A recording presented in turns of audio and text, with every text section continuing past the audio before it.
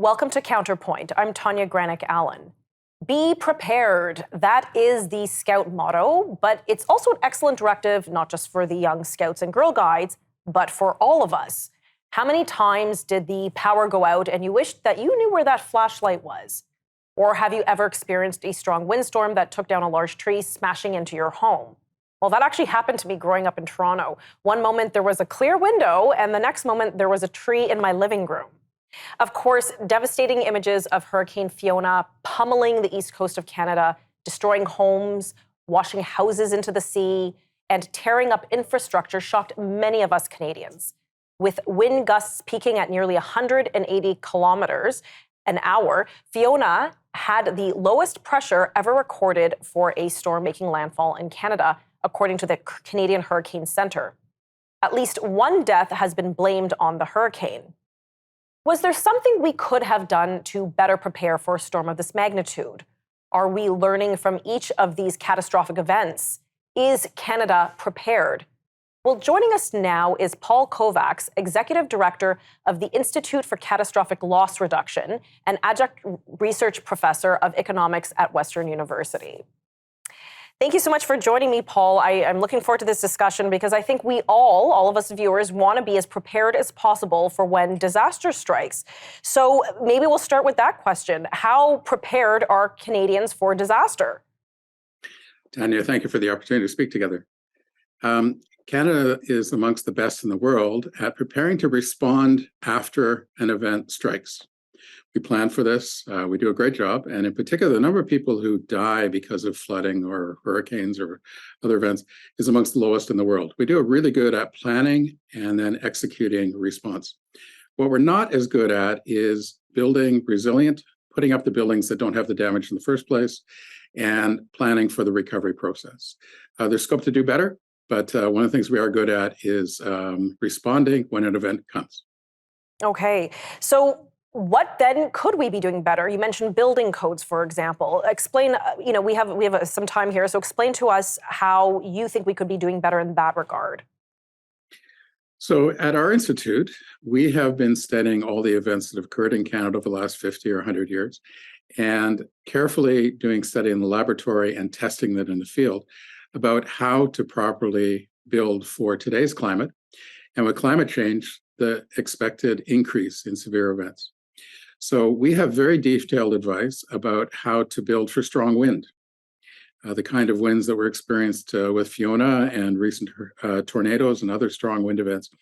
We know how to design into a new building enough resilience that hold the roof to the walls to the foundation, to put right into the basic structure of a new building, all kinds of resilience at very little cost and a significant improvement. Besides looking at strong wind, we look at flooding, we look at hail, we look at wildfire. So a whole range of different climate events. We know how to build right the first time. And we're trying to work with the building community, with building code officials to put that more into the process. But changing how we build is a slow process. It is not straightforward, even though the science is now clear and we've got it all worked out. Now we need to get it changed. Well, I'm sure also challenging and costly process because I'm sure these extra, shall we say, reinforcements or building adjustments for building a new home or new construction, new commercial building, they probably do cost a little bit extra. Do you find there's pushback amongst the building community because the bottom line is king? So one of our biggest findings is that the extra cost in new construction is very, very low and sometimes non-existent. It's just doing things differently, not necessarily extra cost. There are definitely times where we are suggesting putting in extra things. So there can be some very small extra cost, but like 1 or 2%, 3% of the cost of the building would be an expensive improvement. Right. Where the bigger challenges comes is I'm an older home. So how do you put some of these features into existing homes after they're built? There, the cost can be a little bit higher. But for new construction, there is a great opportunity to get it right the first time. Very small or no extra cost, and you can get a large improvement in safety. That's what we're finding in the lab. That's what we're finding when we work with builders to test them in the real world.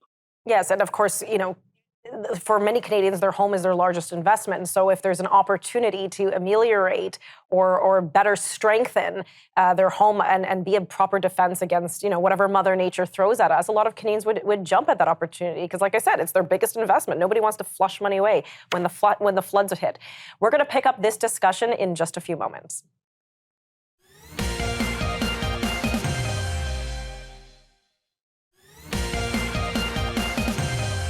Welcome back. We have a special guest, Paul Kovacs, who's Executive Director of the Institute for Catastrophic Loss Reduction.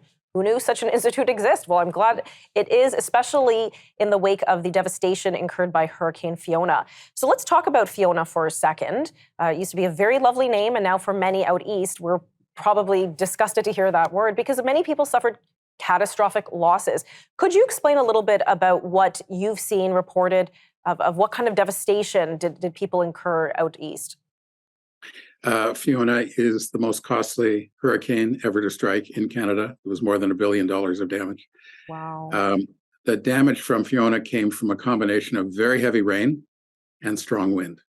So there was flooding and there was strong winds, especially hitting on the coast with some of the coastal events. It is an important lesson that the history of Atlantic Canada is that we have had large hurricanes in the past. With climate change, the prediction is that we may not have more, but we will have more large hurricanes in the future. So if we weren't fully ready for Fiona, we need to think hard about how to be ready in the future. Right after Fiona, there was a big hurricane in Florida, Ian.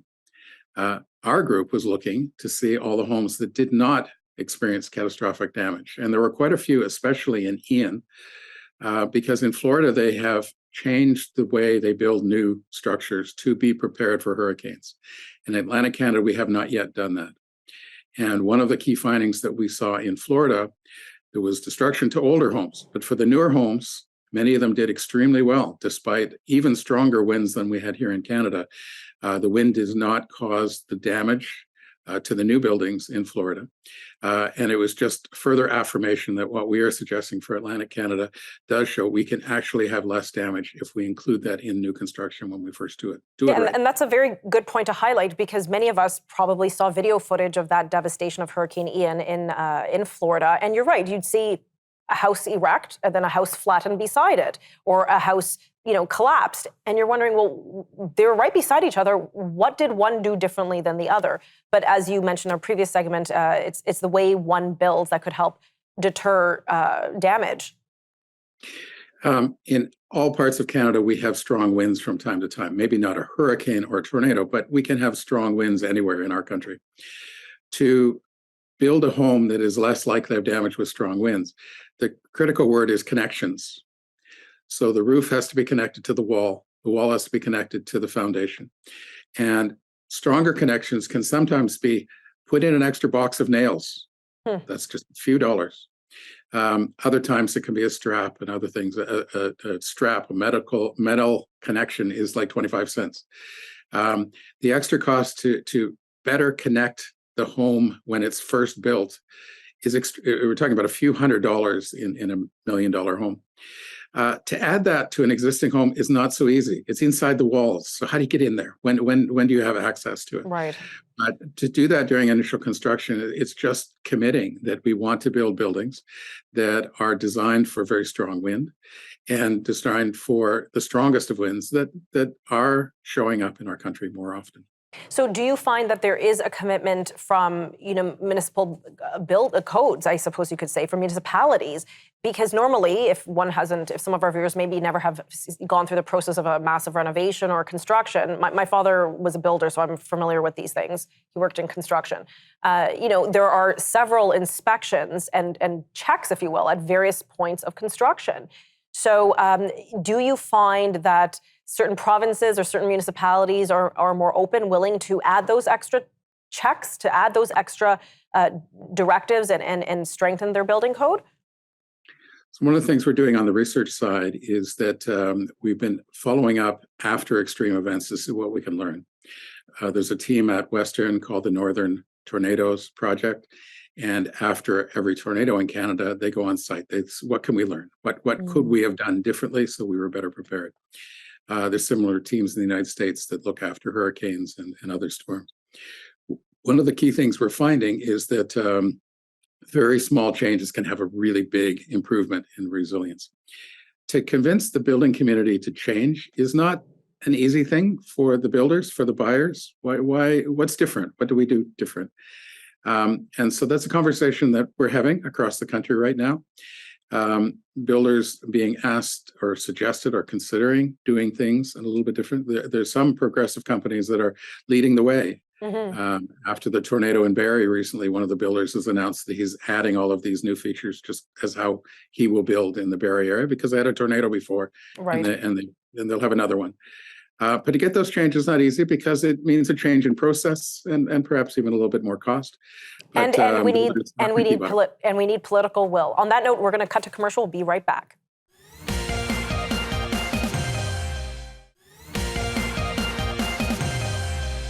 Welcome back. We have a guest, Paul Kovacs, on. He's the executive director of the Institute for Catastrophic Loss Reduction, which is a fascinating research organization. And that's what one would hope, that after a catastrophic event like Hurricane Fiona, that we go in and we learn and we do better. Or, to use a phrase that we've heard many times in the last few years, we build back better. So let's talk about that. This isn't the first hurricane that's hit Canada. In fact, another very devastating one was Hurricane Hazel in Mississauga back in, I believe it was the 50s. We have seen extreme flooding in the early 2010s, I think it was 2013, in Alberta. It seems we have perennial flooding in Ontario if you live around the riverbanks. Do we potentially even have a hurricane concern? We never hear about, earthquake concern. So I guess my first question will be, do we actually have a threat of an earthquake here in Canada? And B, are we learning actually from each of these disasters? What have we learned in the response of, the big ice storm that hit in the early 2000s in Quebec and Ontario? Thank you for the opportunity to explore all of this, Tanya. In Canada, we have dozens of extreme climate events every year, flooding, wildfire, hurricanes, etc. It is rare to have a destructive tornado, but the analysis that we've completed shows that when that large earthquake comes again, that it will be of a scale much larger than anything we've experienced. The most costly climate event we've ever had in our country was the wildfire that went through Fort McMurray. Right. And altogether, it did about $10 billion worth of damage.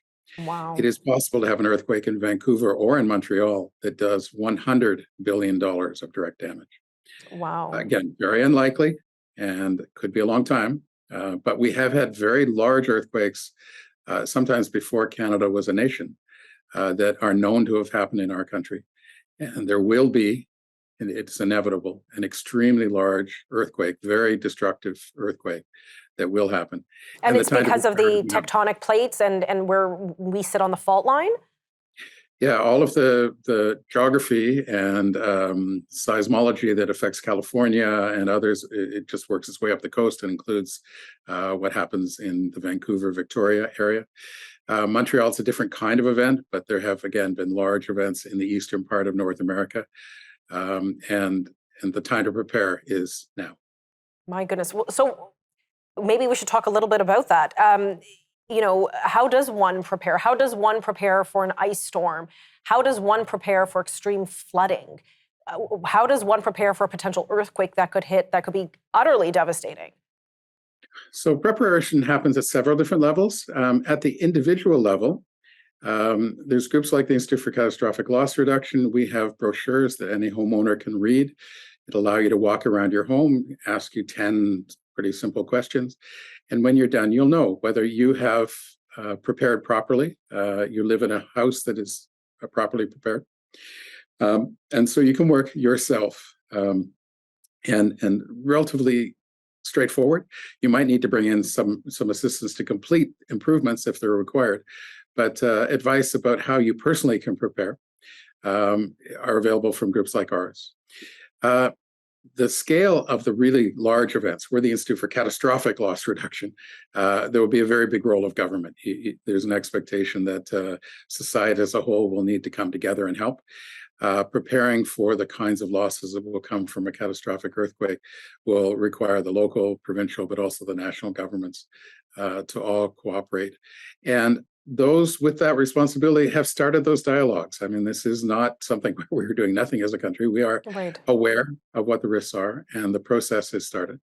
But some of us are always suggesting ways that we can do even better. Okay. So on a practical level, what kind of tips? Like you always hear have, 3 days worth of food at home. And, if you live out in the country, you probably normally stock that because you don't want to be driving to the city all the time. But what if you're in the city? We only have about 45 seconds left before the commercial. We can continue on. But what practical tips can some of those living in an urban center do? For sure, all of us should have a kit ready. I keep mine at my front door. And so the government is saying in a bad circumstance, it might take up to 3 days to get help to you. So do you have food? Do you have all the proper papers copied? Do you have a supply of water? Do you have a change of clothing? Do you have some of your medicines? So what are the most important things you might need to access if you were completely on your own for up to 3 days? That's a basic part of being prepared. Right. Another part that we focus on preparedness is, can you be sure that your home, where you work, that the buildings will survive, that you will be safe? Okay, we're going to pause there. We're going to pick this up in just a moment.